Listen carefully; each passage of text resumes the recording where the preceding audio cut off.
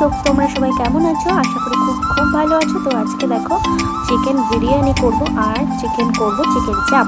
তো চিকেন চাপের রেসিপিটা আগে দেখে নাও, তারপর বিরিয়ানির রেসিপিটা আমি নিয়ে চলে আসছি।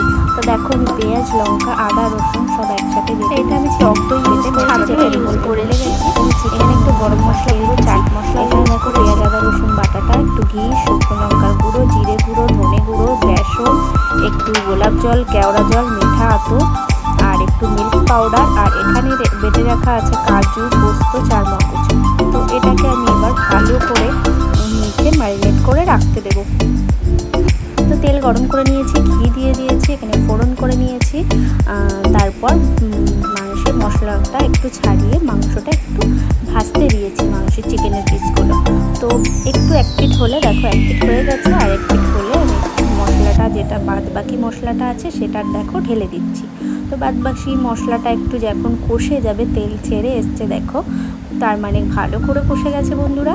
তো ভালো করে কষে দেখতেই পাচ্ছ, এখানে আমি কয়েকটা শুকনো লঙ্কা চিড়ে দিয়ে দিয়েছি, গোটা শুকনো লঙ্কা।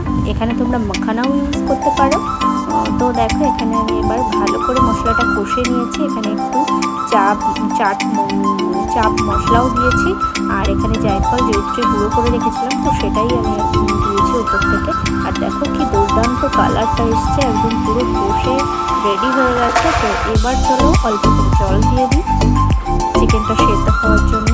তো এই প্রসেসে তোমরা মাখানা দিয়ে দিতে পারো এই সময়। তো মাখানা আমি অ্যাড করিনি, দেখো শুকিয়ে আমি একদম ঝোলটা শুকিয়ে নামিয়ে নিয়েছি। দেখো কি দারুণ হয়েছে। পারফেক্ট চাপ বানাতে এই রেসিপিটা অবশ্যই করে ফলো করো বন্ধুরা। তো পারফেক্ট চাপ কীভাবে বাড়িতে এত সহজ পদ্ধতিতে বানাবে, তো সেটা আমি তোমাদের দেখিয়ে দিলাম।